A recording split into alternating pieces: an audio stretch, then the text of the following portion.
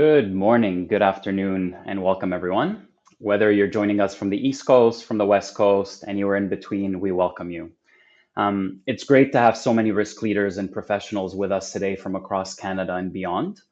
My name is Ziad Akkaoui. I'm a risk advisory partner based here in Canada. I'm going to be kicking off today's session and joined by my esteemed colleagues, Mike and Melissa from Canada that you see on screen, as well as Alisa from our UK firm, each of them bringing unique perspectives on the evolving global risk landscape. Now, I have to admit, I was really hoping to be here this afternoon rocking an Edmonton Oilers jersey, cheering them on for Game 7 and not having to wear this suit. However, our Canadian Stanley Cup dreams were crushed less than 36 hours ago. It's kind of sad to say, but I read a stat this morning that apparently Canadian teams lost in 8 out of 32 finals since the last Canadian Cup in 1993. I'll let you guys let this sink in a little bit. So instead, we'll channel that energy into something a little bit more constructive, helping organizations build stronger, more adaptive risk strategies for the future. So here's how we're going to spend our time together today. First, I'm going to be kicking things off by exploring a few key themes from our Global Risk Landscape report. Next up, our panel will come back on stage and we will dive deeper into what these findings mean on the ground for risk teams, for business leaders, and for boards alike. And finally, we'll wrap up with an interactive Q&A session. So as we go along, please feel free to send us your questions using the Q&A feature on the right-hand side of the screen. We'd love to hear what's on your mind, keep the conversation as relevant and as interactive as possible. Over the past decade, we've had the opportunity to track how global risk mindsets are evolving through our annual Global Risk Landscape Benchmarking Study. On the screen, you actually see the cover of the last 10 editions of our Global Risk Landscape report. All are available on our website. This year, we heard from over 500 executives across multiple sectors, geographies, and roles. And what the data tells us is clear. Organizations are facing deeper complexity. There's more pressure to move faster, and there is also growing misalignment between the risk functions and business strategy. The results also noted that risk aversion is creeping upwards. Organizations are slipping backwards on proactiveness, and the pressures of talent, technology, misalignment at the top are creating real headwinds for companies. In the next 10 minutes, I'll walk you through some of the most telling insights from this year's research, what's shifting, what's stalling, where we see the greatest opportunity for leaders to close the gap between risk awareness and real action. As we turn our attention to the first highlight, we start with a clear signal. 69% of companies now describe themselves as risk averse or risk minimizing, up from 61% just last year. What we're noticing or what we're seeing is companies are actually pressing pause on strategies due to political uncertainty, obviously the election outcomes that have emerged in Canada as well as in the US. And let's be real, economic stagnation. For example, we've seen our trade war with the US escalate with the new tariffs. There are rising tensions between US and China. There's emerging EU regulatory headwinds as well. So the problem is clear. Playing it too safe is starting to cost on growth. It's challenging for organizations to make significant investments, especially when the Federal Reserve in the US just yesterday announced that growth was downgraded by 0.3 percentage points, down to 1.4%, while core inflation was raised by the same amount to 3.1%. And this isn't a regional phenomenon. It's global, including right here in Canada. Economic uncertainty has made even stable sectors reluctant to commit to transformation initiatives. This is exactly the kind of environment where we see risk posture of organizations harden and risk aversion creeps in, as you see from the results. And yet, it's also a moment where strategic risk thinking is most needed. Economic uncertainty demands scenario modeling, planning for workforce resilience, and really a sharper focus on risks that are tied to talent, to AI adoption, and productivity. As we transition to the next highlight, we note that risk aversion is just one symptom.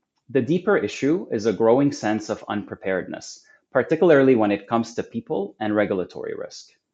So this year, the risks companies feel least prepared for include regulation, supply chains, and most notably, people. In fact, talent in people jumped 10 spots in our rankings in Canada alone. So, what is driving this? Of course, labor shortages, but there's much more behind it. We're finding that business leaders are worried about how to manage emerging regulation. If we take a look right here in Canada, there's an imminent bill on artificial intelligence, on personal information and data protection, on consumer privacy. All of known are known as the proposed Bill C-27. There's another bill C8 on cybersecurity as well. All of that means that change is coming as organizations start to adapt towards digital transformation and AI adoption. Business leaders are also concerned on how to retain their best people. They're also concerned about how to build risk capability across the business and also how to ensure employees gain real experience in a world where AI is automating foundational tasks. If you come to think about it, when entry level workers and analysts don't get exposed to manual transactional processes and really get into the fine level of detail, we risk creating knowledge gaps that will undermine future leadership and resilience. So, as we transition into the next highlight, here's a kicker for us. Even though executives know they're unprepared, their approach to risk remains largely reactive. In 2023, 29% of organizations surveyed saw themselves as proactive in their risk approach. Today, only 7%. That is a significant drop. This shift away from forward-looking risk management is really concerning. It means many organizations are being overtaken by events rather than anticipating them. Far worse, the cost of reactivity only compounds in today's fast-moving world, especially with AI, climate events, geopolitical tensions. All of those are really accelerating risk exposure. Basically, most businesses are still leaning on cautious approaches and traditional safeguards. Compliance is part of that picture, but the question now is whether it's being relied on too heavily. As we transition into the next highlight, we dive deeper into this disconnect. One big reason is confusion around whether the role of risk is strategy or compliance as a starting point. So we asked leaders to place themselves on a scale, trying to identify whether they're leading from a compliance-focused approach when dealing with risk management to a more risk-focused approach. About half landed in the middle, claiming balance between compliance risk and taking a general risk-focused approach. But then when we probed further, asking whether executives face typical compliance trap symptoms, something like box ticking exercises, underinvestment in risk technology, low visibility into strategic risks, not a single leader actually selected none of the above. So as we transition into the next slide, we compared the rankings of the CEOs to the CROs in terms of ranking problems with risk versus compliance, and it became very clear. There's a disconnect across the C-suite. Leaders think they're aligned, but they're solving different problems. Overspending on compliance, underinvesting in strategic monitoring tools, these aren't just budget issues. They're also strategic blind spots to the business. We see it very clearly in this illustration that the risk officer on the right-hand side highlights that there is limited adaptability to new risks as a top concern, or that they require more technology investments to pursue their roles. However, if we take a look at the CEO rankings, one of the top problems they've identified is an overspend on compliance, and that they feel that risk is a box ticking exercise. So clearly there's a disconnect between the priorities of the chief executive officer and those of the chief risk officer. In summary, this year's data tells the story of misalignment, but masked by balance. So as we transition into our next highlight, there's some good news to share with you though. Leaders are starting to act. While some may not realize they're in the risk rift, most executives are actively taking steps to climb out of it. They're starting to embed risk into culture. They're investing into real-time monitoring tools. They're prioritizing proactiveness over real emerging risks.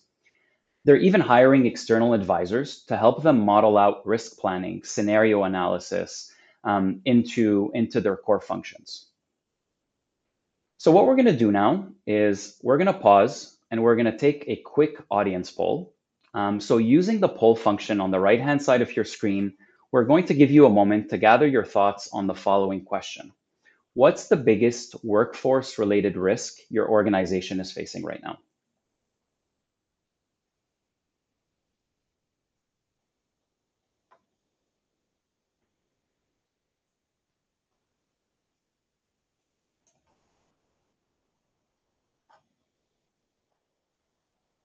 I'm just going to wait to see some results up on screen.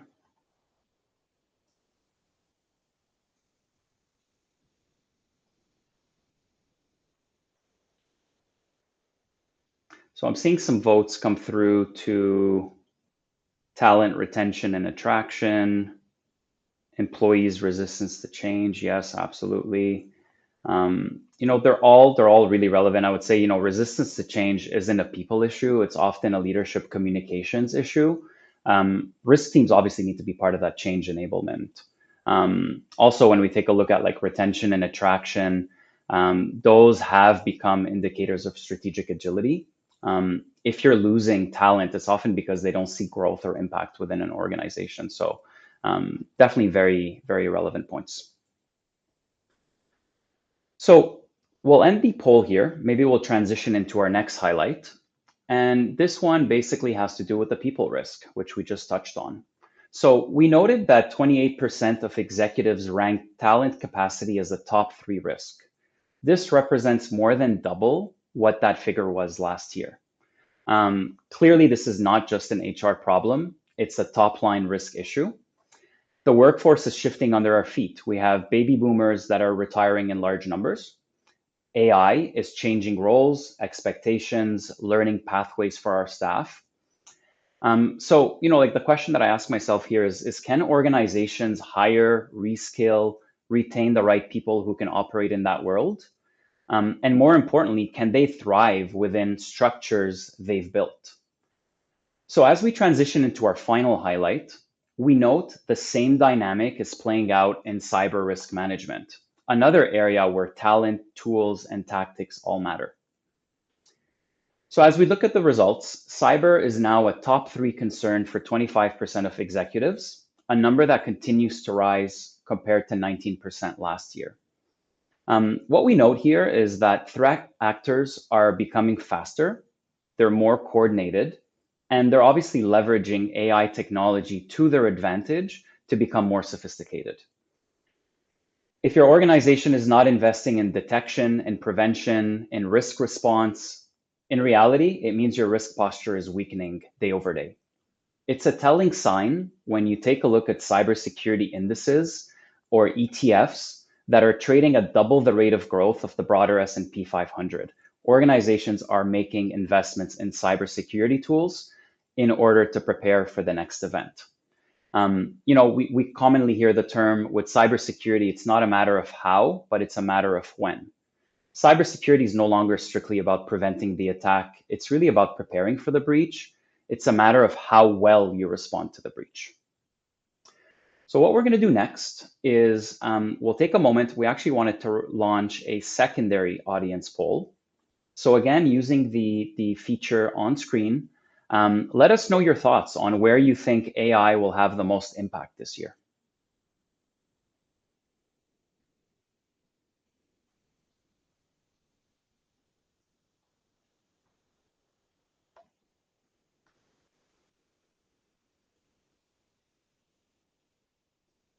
So I see a few votes coming in for cybersecurity. I'll give you a moment to keep responding. For me, cyber is clear. When you think about it, AI and cyber is both, meant to be your shield, but it's also your adversary. So the side with more innovation definitely wins. So I think it's a key point here. I also see some votes for demand forecasting, risk identification, all very valid points, especially when you think of like risk identification. It's an area that's evolving and it's evolving really fast. Companies need to move more from quarterly assessments, semi-annual assessments, depending on the frequency you have, to more near-time risk sensing exercises or risk assessments. So thanks everyone for the poll. What we're going to do now is we're actually going to close off the poll, and I just wanted to spend a moment to talk about a year in review, or sorry, 10 years in review in our case. So as we look back over the last decade of our surveys and our reports, we note that risk has evolved in in 4 ways. Eternal risks. So we have our eternal risks, which is something like geopolitical tensions, climate threats. They never seem to go away. They'll continue to evolve and they will require long-term resilience for the future. We have our episodic risks. So just like our elections in Canada or in the US over the last year or so, or even just emerging regulatory changes, they're going to come in waves. You can't always predict the impact, but you can try to prepare for it on a proactive basis. We then have risks that are reducing or on a downward slope. Those are ones where general concern or prioritization has dropped. Things like business interruption, brand damage, they're increasingly understood as signals, but they're now being assessed as consequences to risks as opposed to standalone risks. And then the final one we have is really the increasing risk. So we touched on cyber, we touched on AI strategy and AI governance. They are growing sharper. They're much more complex. They're more business critical each year. So to sum it all up, I think this year's report gives us hope. We're seeing movement from surface level symptoms to root cause thinking. So risk isn't meant to be a barrier. It's becoming a driver for smarter decisions for your organizations. So with that, I'd like to invite my colleagues, Melissa, Mike, and Alisa back on stage. They're going to join me as we dig deeper into how organizations are navigating this new global risk landscape. So over to you, Melissa. Wonderful. Thanks, Ziad, for that overview of the report, and thanks to everyone for being here today. So we'll jump right into our panel discussion. Ziad, that was a great overview, but to kick things off, I'm curious from each of you in terms of what you really see as the most urgent signal from this year's Global Risk Landscape report. So maybe, Alisa, I'll start with you. Thanks, Ziad, Melissa. So I think from my perspective, because I've been looking at the Global Risk Landscape report for a while, Ziad's already positioned it. We've been doing this for 10 years. We have a real serious wealth and richness of data of what's happening from a kind of longer term trends perspective. And one of the things we did an analysis of the data, and I'm a researcher by background, and I couldn't see if something was an outlier or actually beginning of a new trend. So I think for me, what's really come to the fore is kind of the stabilization of what's in the top 5. And ultimately, we're seeing regulatory risk as number 1. If you've engaged with the report before, great. But actually, last year, regulatory risk went up 14 places. It's really not been in the top 10 for a while. And to see it continue in that position is actually a really powerful message in terms of where people see risk, how they want to engage with it, and how it ultimately impacts other elements of what we do, right? Then the other element is supply chain, which is becoming, I see it all the time. It's almost always in the top 2 or the top 3. And the geopolitical tensions. What I find interesting about this, I'll leave the people risk for a second, but what I find interesting between those 3 is how they correlate with each other and how they multiply each other, right? And I think this is why we're having these conversations, because when regulatory risk came up last year, it was a bit of a shock. We're trying to figure out, well, what is driving this? And now we really understand it's about how do we respond to change? And sometimes regulation, right, the kind of the compliance element is how we focus on this. And maybe that's why people are unprepared, right? Because we have to think about this, because that's how we actually manage risk. But where does that come from? It comes from the uncertainty that we now are witnessing in the global landscape overall, right? And all the different, the different challenges that we're seeing,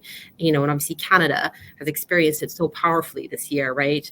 In such dramatic fashion. So you can hear I'm Canadian myself. So watching that from the UK was a really interesting observation as well. And ultimately it plays out here, but I think it's had much more of an impact about how all of these things are connected for you. So that's what I've taken away, is kind of the rise of that big trend over time. Absolutely. Great. And how about you, Mike? What are you taking away?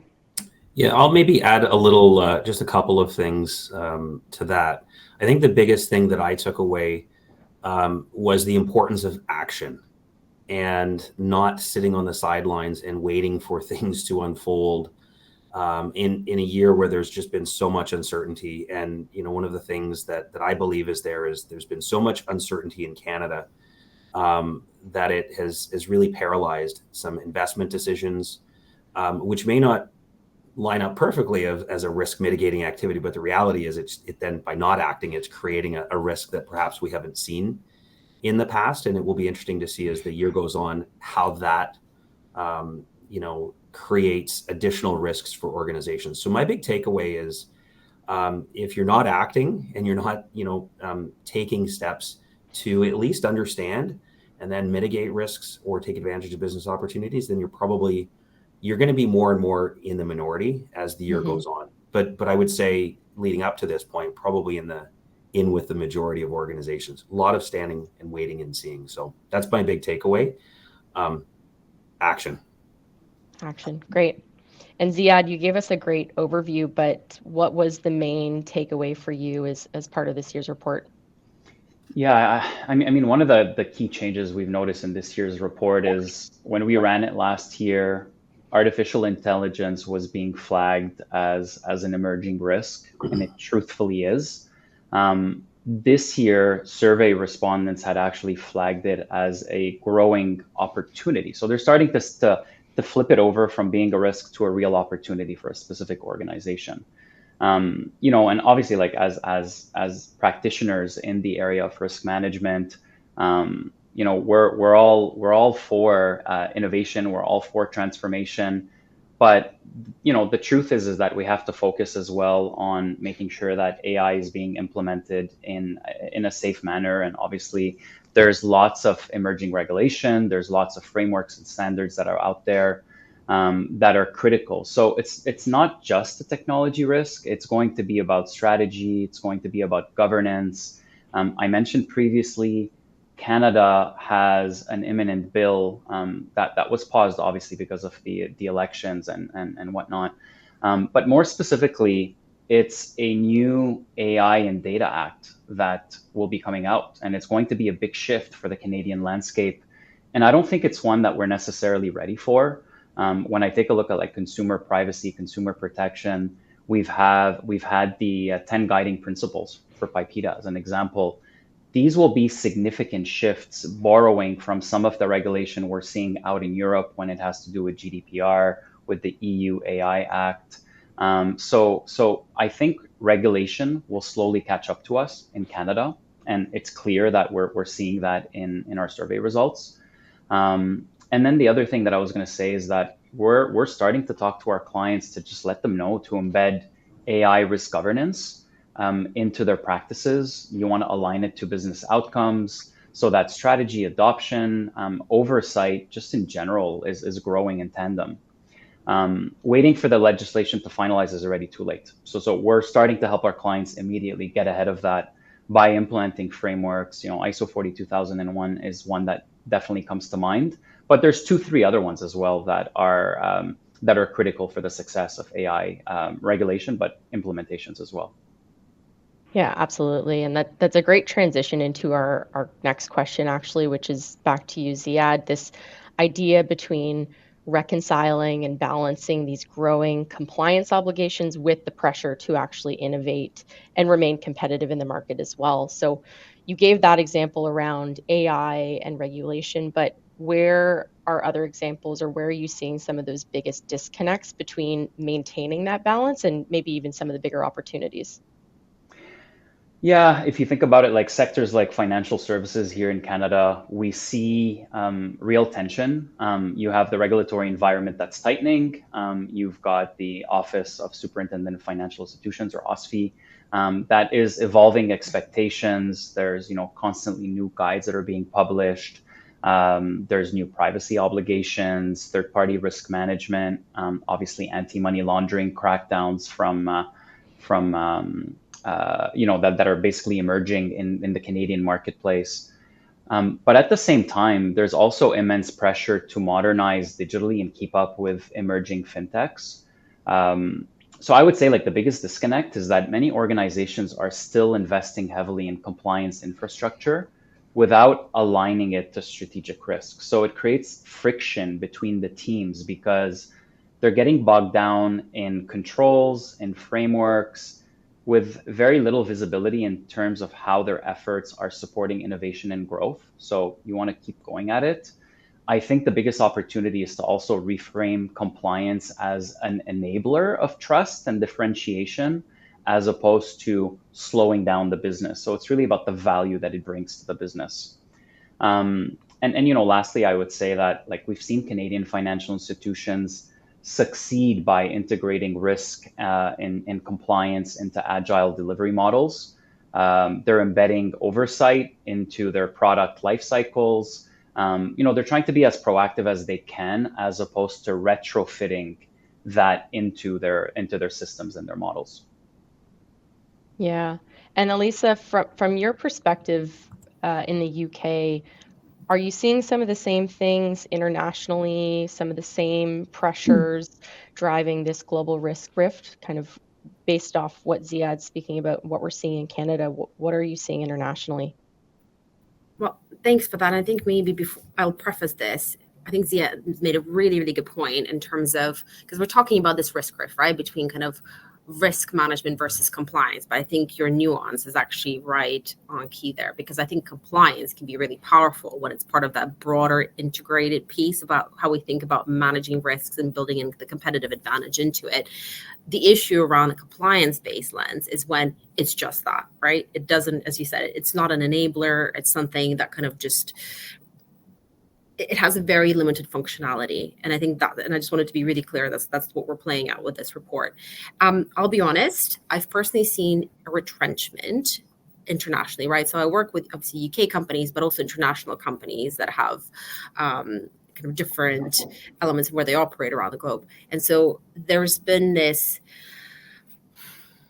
let's go back to something that feels safe. Let's go back to something that we feel like we can control in a world where we feel like we have very little influence and control, right? It just makes you feel a little bit better because you can influence this, but it's almost kind of doing it backwards.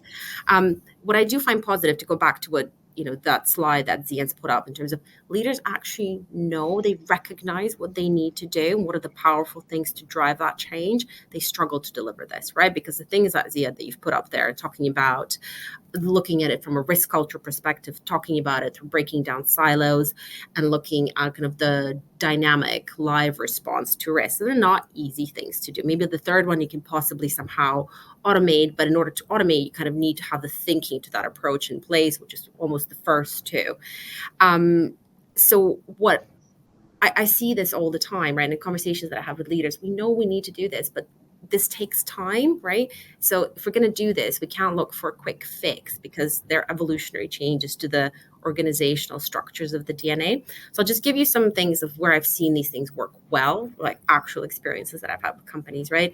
To go back to what they're saying, is having conversations across the business. How do you actually get that culture in there? It's both in terms of how leadership teams meet each other, but also how they communicate this down into their teams. I had a head of risk the other day talk to me, and I actually really like her definition of risk. She said, risk is about communication, right? It's the ability to be able to tell a story of what this means. I think sometimes we drown in all of this jargon, and I think compliance can actually buttress this sometimes in a very unhelpful way. But it's about having those conversations, what that really means and how that drives decision making. The other one I've very, very critical is about, do we have a culture where there is a cycle of where you can drive those news upwards, right? Not just the good news, but any news, right? So in every single case where there's a catastrophic risk that's materialized, someone in that organization somewhere knew about it, but didn't feel comfortable raising this. And I've seen this. I've come in, I've done a lot of work following kind of big events. Somebody knew. Most of the time, lots of people knew. They just didn't know how to talk about this. So how do you establish this, right? So how do you actually effectively do this? My mantra is around, it's that culture, a combination of psychological safety and accountability, right? So where we can constructively challenge and raise critical risks. So if everything's green on your risk register, you're doing something wrong. I'm concerned, right? But if, it's also how you own that risk landscape collectively, but also individually through your roles. And this is maybe the part where it doesn't sound as exciting about the management of risk, but it's directly linked to it. It's how you have a proper governance structure around those roles, right? It's a huge problem is not knowing who's responsible for what and where. So just recently, not going to say who it is. So in terms of reference for a well-known company that had 3 risk owners for principal risk with another 4 owners for the controls, and nobody knew what they were doing, right? And so these things, I mean, like, they're iterative, right? You can build them all together, and they're not rocket science, and they're building steps, but they're really intrinsic in order to make sure that this works.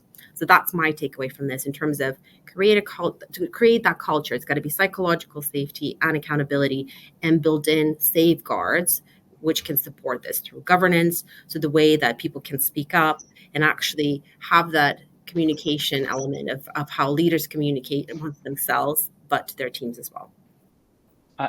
Alisa, you make a really good point. If I'm just going to add in just a comment here.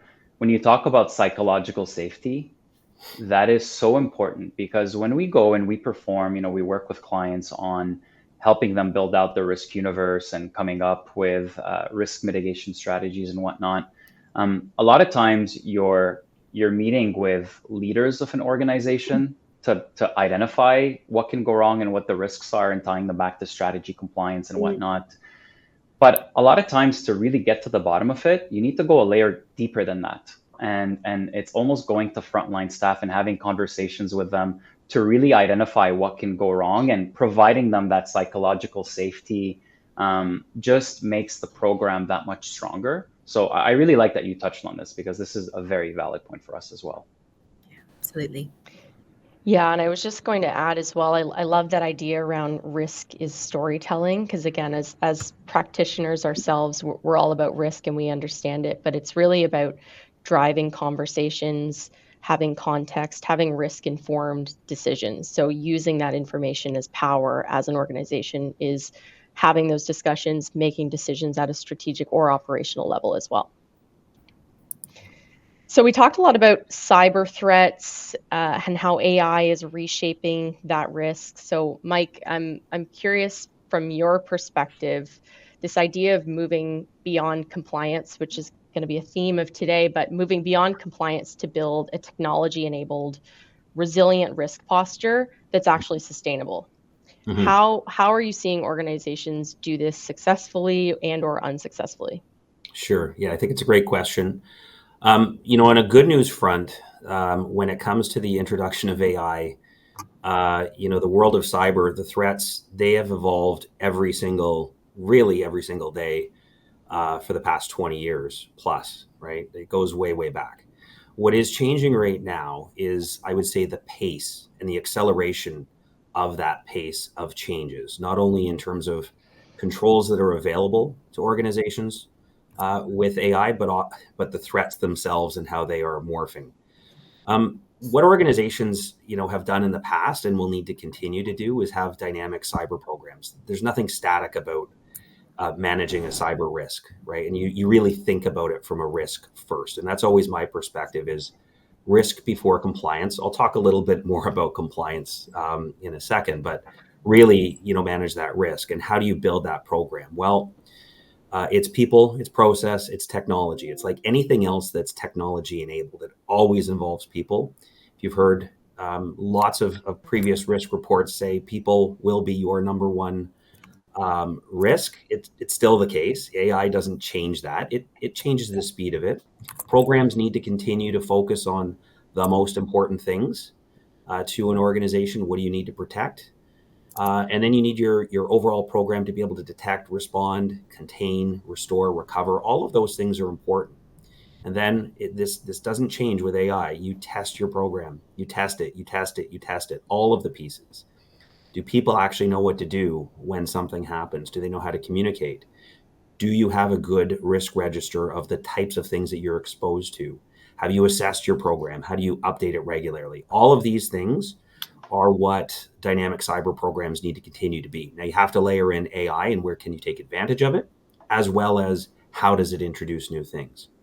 So risk before compliance, but compliance, and I think it's a really important thing to remember. Why does regulation actually exist across the world? It's really for three things: safety and protection as two of those things, and then you'll have policy direction by the government sitting in the day. So all of those things are important, but they all go down to traditionally managing risks. Ziad highlighted a couple of the regulatory changes that are coming, C27 and whatever version that is, which is really focused on AI, data, and privacy. It will have a very strong connectivity or intertwinement with cyber, and it's going to be interesting as organizations look to comply. Don't forget, your cyber program is there to manage your risks, and never forget that. But regulatory change will be coming, and it's always a challenge of, am I managing risk or am I now just trying to be compliant? I'm of the viewpoint that you try to manage your risk, be aware of your compliance requirements. Yeah, absolutely. Couldn't agree more. Alisa, I'm going to come back to you. We also saw, interestingly, in this year's report that talent risk has surged to be a top 3 concern now. So it's always been there. It's always, especially on the backs of things like the pandemic, it's been present. But now that it's elevated so high, especially in sectors like technology and healthcare is where we're seeing it. But do you have any comments on why you think this has happened so rapidly and how leaders should consider this risk and respond? Yeah, absolutely. It's a very good point, Melissa, right? Why is there this big climb? And it's really because I could have talked a bit about it already. It's about the people agenda now poses a very multidimensional challenge. So a lot of the things that Ziad and Mike have talked about feeds into the people agenda. Now, I don't, I'm not a people kind of risk specialist, but I have the benefit of working very, very closely with some of the best experts in people advisory services in the UK. So I've spoken to Melissa Fournier, who's really supported me on this, but kind of, we talked about 3 key things about why this has risen up in the last year. So one of them is actually around leadership, right? It's the intense pressure on leadership. Organizations are in a constant state of disruption, and this can really breed leadership inertia, stasis that can manifest itself in risk aversion and a more compliance-driven culture, right? So all of these things interplay with each other. It's not independent. It's not a siloed risk. It's really connected elsewhere. And I suppose the second element of this, I'm not surprised that we're talking about AI's risk as an opportunity, as an opportunity and a risk, because actually feeds directly into what's happening in the people agenda, right?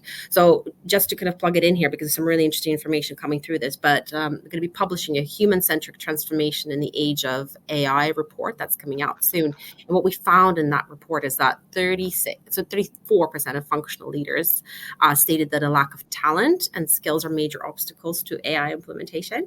And that's one of the earliest and biggest barriers to AI really delivering value effectively is adoption, right? And this means kind of 3 things with that.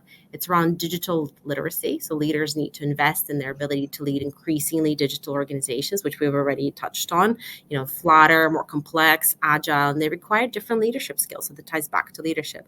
It's around capacity. So investing in AI is fundamental. But what we're finding is that leaders are investing in AI, but not in the time it takes for the workforce and really themselves to utilize it well, which is why we're kind of seeing is like back and forth of what it means from an opportunity perspective. And there's the whole aspect around digital reskilling, right? You would think that this is something we've been kind of grappling with for at least a decade, but interestingly, digital skilling is more than AI, right? It's sector specific. It's often function specific. It needs to be codified in order to both kind of drive performance and then really attract and retain talent, but also reskill in organizations who do not have access to a limited and demand external talent pool, right? So these are really key things. And this is I wouldn't say it's a completely standalone thing because it kind of speaks to the two things that we already discussed. But the other reason we're seeing this on the rise, it's about the acquisition and the retention of the right skills, right? With all organizations increasingly becoming more digital, yes, and AI being foundational for this competitive element of performance, right? And this is fierce. The competition for this is fierce, right? Which is probably why it's on the agenda for so many executives, because it's the need to retain is a priority, and but also thinking what impact AI has on entry level talent, right? So do we reskill? How do we actually build the foundational elements of people who then need to kind of rise up? But actually AI is replacing a lot of this entry level work. So it's really kind of, they're strategic and in some cases existential decisions, right?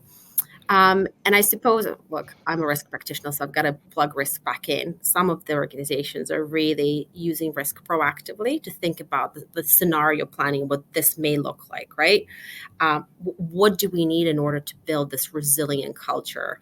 And talent, we know, is a key risk. So they're looking at different ways of what do we do? Which one do we focus on? Is it recruitment, the impacts of this and reward and et cetera? Or do we reskill? And what is the impact of that in the investment and the definition of the right skills?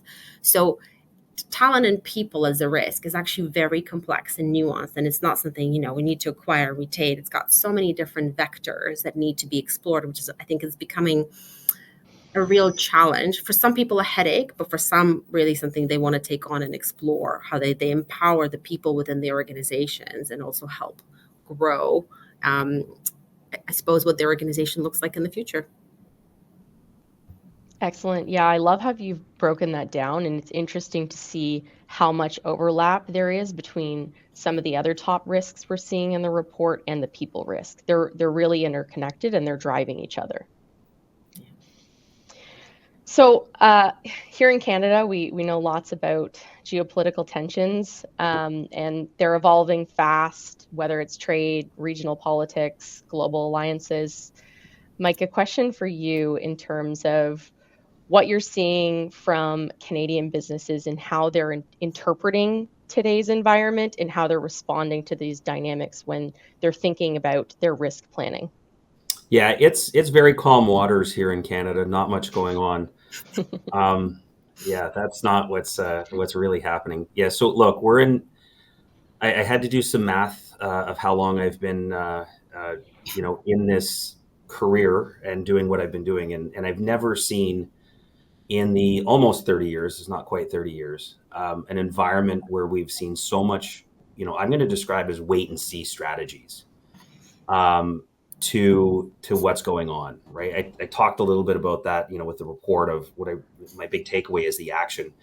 This is one of those things that is it is very strange. It has been a very popular activity of waiting and seeing. And you can understand, right? Things were changing literally daily, right? If you turned on the news, you would see something new, a new announcement on tariffs. You would see lots of conversations around interprovincial trade, and let's remove those barriers.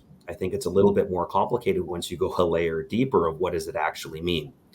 And so I think the current threshold for uncertainty, a lot of organizations had not yet passed that moment to drive action.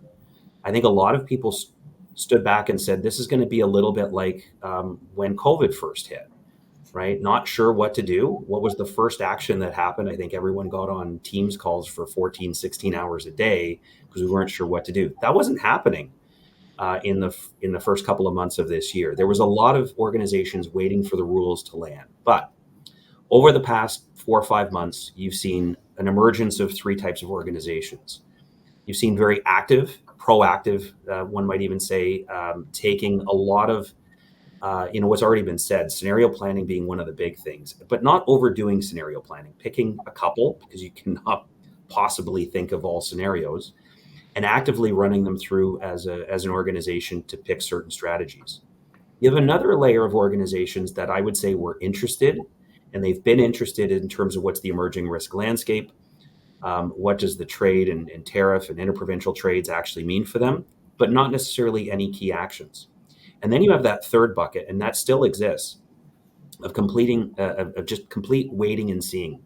What are the rules really going to be? Let's not overreact. Let's just see what could actually change. There's a lot of, I think, organizations in Canada that believe that this will still just go away. And I don't think there's any scenario at this point where this goes away, whether it be interprovincial trade, whether it be, new trade deals. Something is going to change. So there's a lot of short-term activities organizations could be doing. Talked about scenario planning, updating your risk registers, right? These things are changing today, like things happening today. So you can have a viewpoint to how does it change your organization. Understanding the government incentives. In the past, when we've had disruptions in the market, the government always responds. Something will come out in the marketplace. Don't know entirely what they will be, but I've seen clients spending more time on what are the incentives that they can take advantage of today. In the medium term, we've seen a lot of activity of driving revenue. Clients sitting back saying, to battle this uncertainty, I'm going to boost my revenue, might focus it on Canada. How do we do that? Cost reduction. And this leads into one of the areas that we are seeing more and more is strategies for AI adoption and more of an interest of where can I now deploy, what type of use cases could I take AI to take advantage of creating new moments of value for an organization. And then long term, and this shows up in the risk register, how do I deal with my supply chains? This showed up in the risk report, but how do I deal with supply chains? What type of opportunities do I have of changing my supply chains? What type of opportunities might I get for mergers and acquisitions? What new markets might they expose? So all that to say is there is a lot that organizations can and should be doing in and around the uncertainty. And I understand early days why you wouldn't, but the geopolitical environment isn't necessarily going to settle and calm. There's going to be things that are there. Now is the time to take action, have a plan, be prepared to change your plan, but doing nothing at this moment, not a winning strategy. Yeah, I love the theme of all of your responses today, Mike, have really been about action, right? What can you do today? And so as we wrap up today's panel, I'm going to turn to each of you, thinking about the discussion we've had, thinking about the Global Risk Landscape Report. If you had to pick one, because I'm sure there's a lot, we've heard lots of practical steps that organizations can take today, but if there's one bold step or an underrated action that today's audience should consider taking in the next 6 months to build a more adaptive risk posture and start closing that risk awareness to action gap, what would that be? And maybe Ziad, I'll start with you. Yeah, I would say that there's quite a lot that could be done, but I would say that organizations need to start shifting from prioritizing compliance as a driver of risk to thinking about putting strategy first and strategic thinking being a driving principle of risk management. I'm not saying organizations don't do that, but I'm just saying that this should be a guiding principle for your risk management program. I suggest start looking at your business plans. Take a look at the strategic objectives that your organization has put together, and ask yourselves, like, what are the critical risks that can derail what we're trying to build? And you can obviously do it by silos within specific divisions or business units, but you want to make sure that you're able to turn every single strategy and identify what can go wrong and be very proactive about it and be honest with yourself. And obviously Mike touched on it many times today. Take action. Don't just sit on the risk, know that it exists, but take action. So what I mean by take action is model out these risk scenarios, reflect on what it actually means to your business.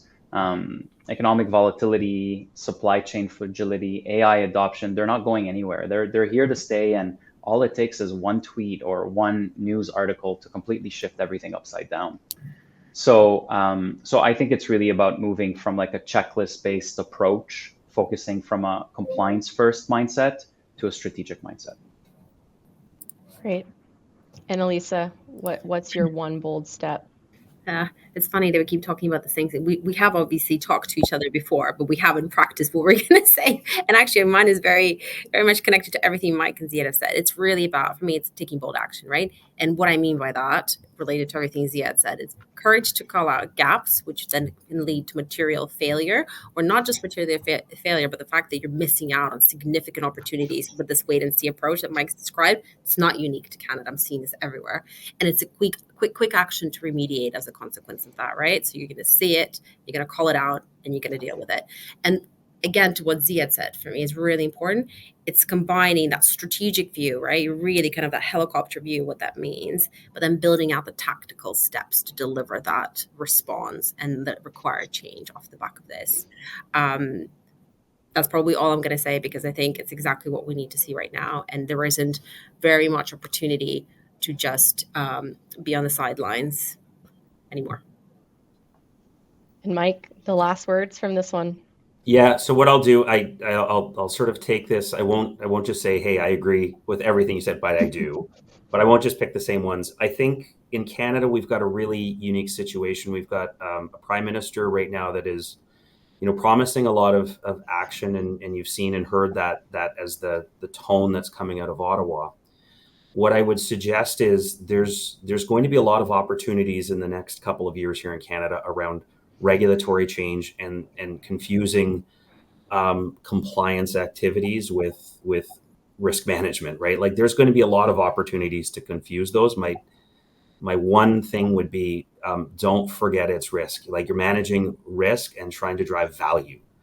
And don't get lost in a compliance activity. It will be very easy to do, because I think there's going to be some really complex things. And in Canada, we're in a unique spot where you've got the EU that is viewed as a overly regulated environment. I will just say in Canada, we've got provincial regulations that makes it pretty complicated too. So there's going to be a lot of regulatory change, and don't confuse that for purely being a compliance type activity. There's going to be a lot of opportunities that unfold. And I think that would be the big thing. Don't get lost in compliance. This is a moment of risk management, and I would say opportunity creation for organizations. Wonderful. So thanks to each of you. I think this has been a really incredible dialogue. I know I've taken a lot away from this as well. We'll bring you back out in just a few minutes for the Q&A. But just as we start to close today's webinar, I want to highlight a couple of today's discussion takeaways from my perspective. So a lot of what we've heard already, but first, this idea that risk fatigue is real, but being proactive and acting is essential. We heard that from Mike throughout today's discussion, the idea that we have to act. Again, compliance is not the ceiling. Across Canadian and international markets, over-reliance on compliance is constraining innovation. So it's about trying to find ways to embed risk into culture, not only process, that can unlock strategic opportunities and drive business resilience. We've heard that it's becoming clearer than ever that people risk is business risk. There's a sharp rise in talent-related concerns, especially with some of these AI-related skills. It's now core to any effective risk strategy is understanding the people side. We also talked a lot about cyber and AI risks, how these are converging quickly. Leaders have to view this opportunity not only as an opportunity, but also as a threat, and make sure that, again, it's coming from a place of rooted in risk management. And one of the more compelling threads we've heard today is how risk is no longer either global or local, it's both, and it's all of the time. We're seeing geopolitical tensions driving supply chain redesigns and tariff implications. There's also regulatory fragmentation and differentiated risk appetites, where we're seeing what works in one region doesn't always translate directly elsewhere. Ultimately, that means organizations need to develop strategies that are flexible enough to pivot globally, but also really deeply rooted in local context, whether that's compliance expectations, market conditions, or some of those operational realities. So as we close today's session, we're going to invite you to reflect on this core question. Is your organization simply meeting compliance demands, or are you using risk as a strategic lever for growth and resilience? The 2025 BDO Global Risk Landscape Report makes one thing clear: leadership teams must be ready to act, not just react. So that starts with reassessing your risk universe, understanding which risks are truly material, how they're evolving, and where your organization stands today on the journey to risk management. Our team can support you in all of this, whether it's evaluating your current risk posture, facilitating scenario planning, or designing and re-implementing proactive value-generating risk strategies, whether it's embedding risk into decision-making, enabling that communication and culture, enhancing cyber resilience, or managing regulatory complexity, which we heard a lot about today. We're here to help guide that transformation. So before I bring everyone back, just in terms of what's next after today's webinar, we'll send you a link to the full global risk landscape report, and we'll also have a copy of today's webinar recording online for future playback. I'll invite you to stay tuned for our next webinar, where we're going to continue the conversation with new insights and deeper dives into emerging risks. But in the meantime, we do encourage you to read the full report, identify one meaningful action you can take this quarter. Maybe it's one you heard here today. Whether it's launching a cultural reset, assessing your risk framework, or simply asking, are we managing risk in ways that truly move us forward? Ask yourself some of those questions and identify key takeaways, and we're always here to help bridge the gap if you don't know where to start. Before we leave today, I want to invite our panelists back to the stage to take a couple of audience questions with the time we have remaining. So the first question, I'm going to lob this one to Mike, but feel free to jump in, Alisa or Ziad, if you have anything else. So we have a question in terms of seeing that Canada's overall level of innovation is still weak. What recommendations can we make to prompt more initiative to create value? Well, appreciate you sending me that question. There's a couple ways I could answer that. I could answer it at a broader political, lens. But I think this is a matter, for individual organizations. That's how I'm really going to look at it. I think, Ziad had given a really good recommendation of understanding overall strategies, and where I think individual organizations can do more of this would be looking at how do you create the value alongside the strategies that exist within an organization, right? Like, what can you do wearing your risk management, functions or within the business to help accelerate that? I think at a political level, the world of government incentives and how do you drive that out and how do you make investments in certain industry sectors, that's going to be something that we here in Canada will have to tackle. I think the low innovation is actually tied very closely to the low productivity scores that we here in Canada have and have had for a number of years. So this, there's a couple of pieces. I think individual as organizations, really looking for ways of how you can do things differently and meet mandates differently, micro, and then at a political level, I think the government will come in and it's clearly on their agenda to drive that out. I might just add one more point to this.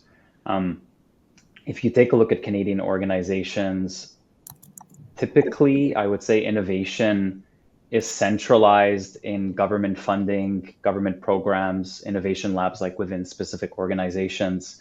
But I think the real progress happens when it's really the front line that is empowered to experiment. So it's really about giving our staff the opportunity to work in a fail-safe zone. Start small, fast cycle initiatives, I think, is really helpful from that perspective. I think you want to be able to reward innovation and not necessarily slap someone on the hand if they tried something that didn't necessarily result in any value, but at least they gave it a try. Comparing to other countries, obviously government funding, more tax credits for organizations that are innovating, I think, is critical as well. Excellent. So I realize we're at time, so I just want to thank each of you for being here today. It was a really important dialogue, I think, and I also just want to thank everyone on the line. Thank you for joining us today and for being part of the shift from risk compliance to risk leadership. And if you do have any questions, please feel free to reach out to us. We're always happy to answer them. We're always happy to meet with you. And I hope you'd enjoyed today's webinar, and feel free to read the full report. Thank you, everyone.